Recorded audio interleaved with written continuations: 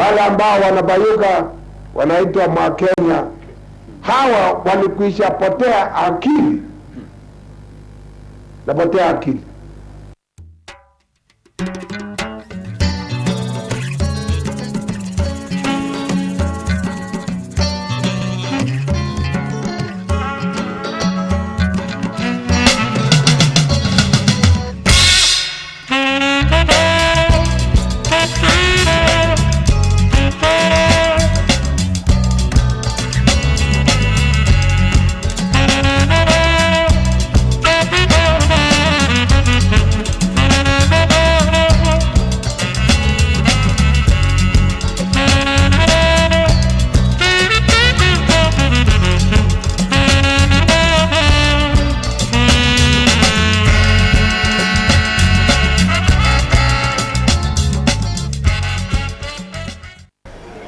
These people came again with their Land Rover. I was bundled in. I was told to lie in that vehicle. Kwa hiyo vehicle ilikuwa machupa, crate ya soda au ya beer. Sasa I was lying down. And my eyes were folded. They took me around Nairobi. At last, I was taken to Nyayo House, where I took many days.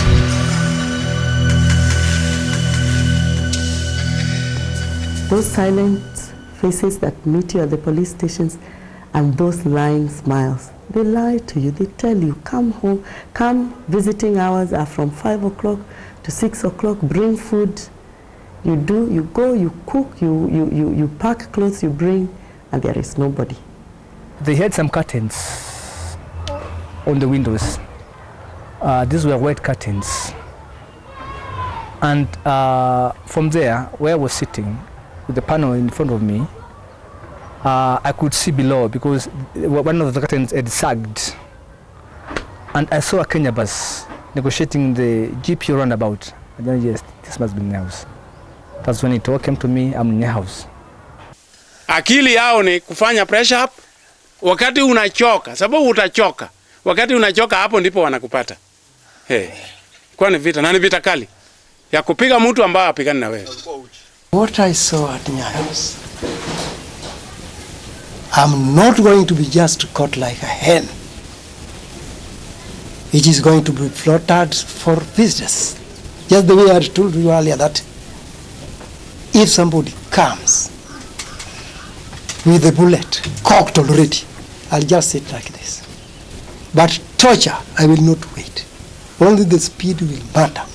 If it's faster, it will get me on the move. I did not accept the accusation of their torture over me because I was clear I was on the side of the masses of this country. Kenyans have been suffering for many centuries now. They have been oppressed, exploited, and I symbolize that resistance, not for myself but for the masses of this country. And in that case, in that sense, I was quite sure I had the support, and therefore I didn't feel indeed excluded or in isolation, despite the fact that I was put in isolation.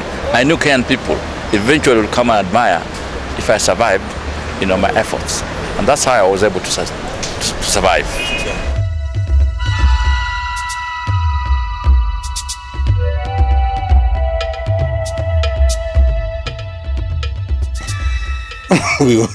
We were wrestling. Then all of because I wanted a reason. What do you want to ask me? That is where we started and ended. After the beatings, there was no any talkings anymore. Yeah.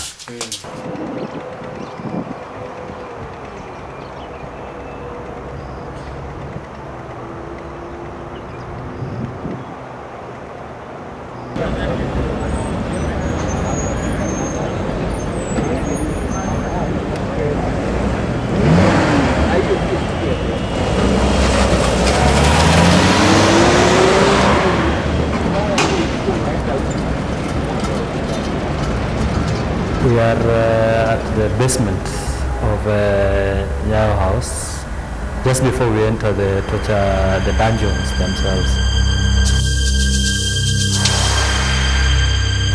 So once somebody was being brought by Land Rover, it used to reverse up to this point. When somebody is blindfolded, is pulled out of the Land Rover, then you are led to a point here.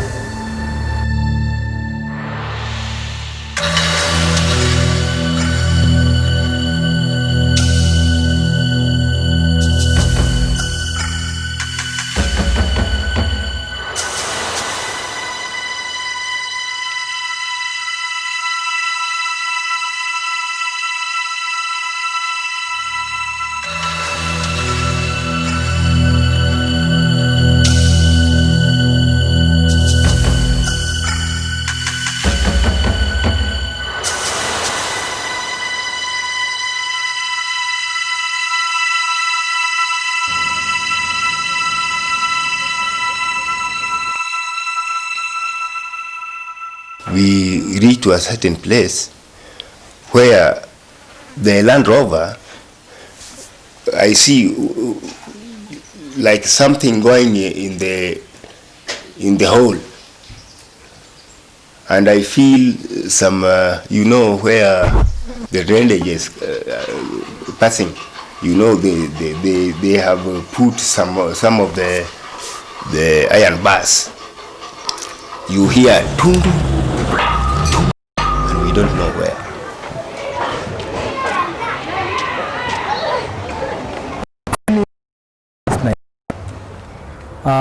Because she was weeping, whimpering, and praying for the most part of when she was there, and I know she was there. She didn't know I was there. See, but probably the most dramatic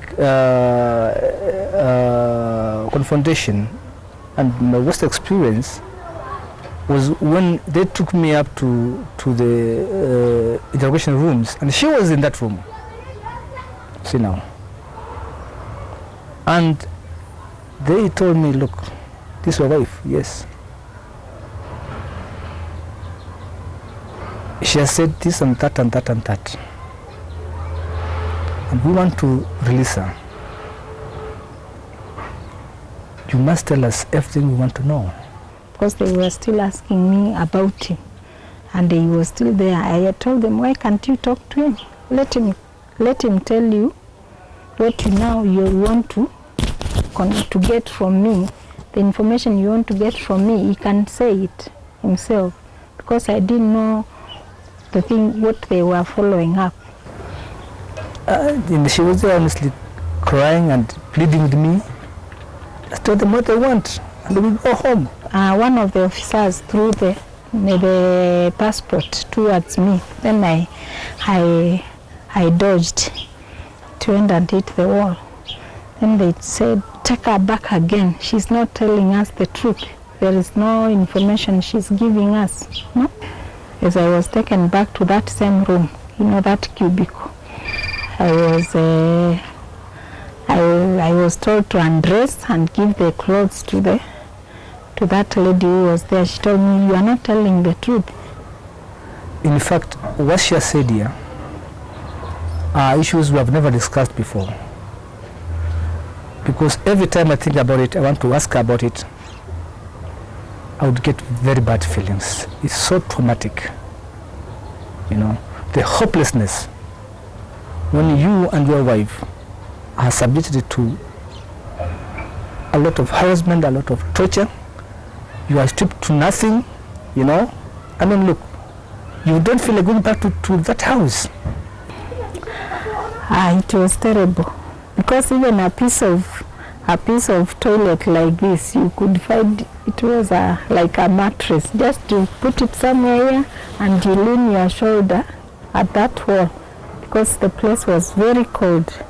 I stayed there shivering, the teeth were just cracking, because of the cold. I think they were trying to pump in cold air in that room. Because by in the morning, it was terrible. I don't want to sit back and go back again that no, we were taken away with her from this same house, and that we met there, and I had us crying over hours and hours, you know. And all she was saying is, oh my children, oh my children, oh my children. You see now. She didn't know I was there. See now.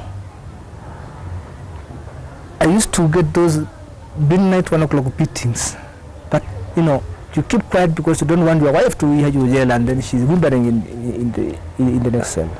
You know, it was bad. And I said this: they should not have taken me to the same place with her. They should not have taken me to the interrogation room where she was and forced me to meet her there. They should have done that.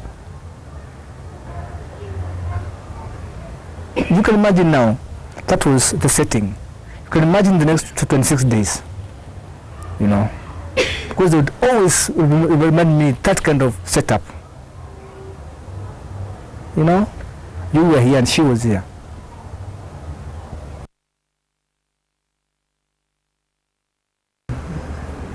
They came. It was a very small office. His legal practice on Tomboya Street was in a very small office. So we were sitting inside the office with him, and they came in and they didn't tell the receptionist what they wanted. So we knew they were there before they were there, before she could pick up the phone to say they are visitors. They were already inside. And they asked him, are you Swangondu Karaoke? He said yes. And they said, we are from the special branch. And they identified themselves. They said, we are going to take you away with us. You are wanted for questioning at police headquarters.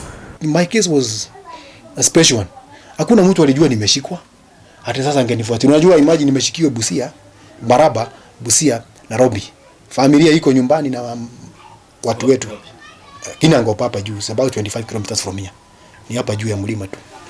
Sasa hakuna mtu anajua pale niko. Nikaona sasa, kwa sababu nilikuwa nimesoma magazeti, nikasikia vile watu wamefungwa na Wakenya, vile watu wamekufia huko akina Karanja sijui nani. Nikajua sasa hapa hata mimi nitaenda namna hiyo. Land Rover is taken the reverse up to the door.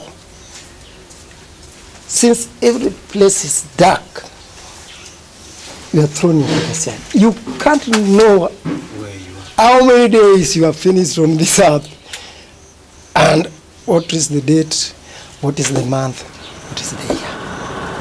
You are in total darkness.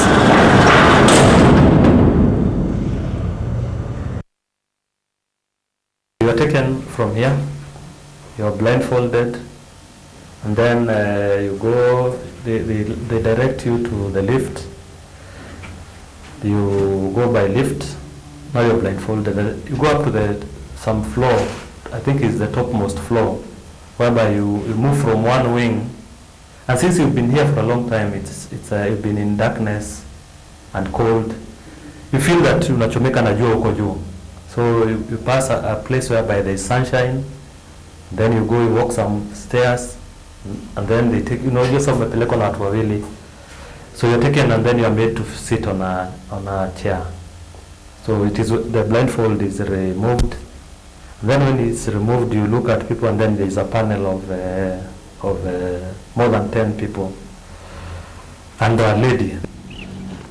And in this room, actually, it was something which had been arranged, because already there was a panel of about 9 officers seated. And my chair was just like that one. So I was naked, brought before these people, taken to the seat, then my eyes were loosened. There was a Kikuyu man who was a chain smoker. Told me, okay, today you are going to meet the bombing of Hiroshima and Nagasaki. They brought those legs of the chairs, the broken timber, and Opio, as usual, took his stick, folded his sleeves, and he started. Opio beat me until he was sweating like nobody's business.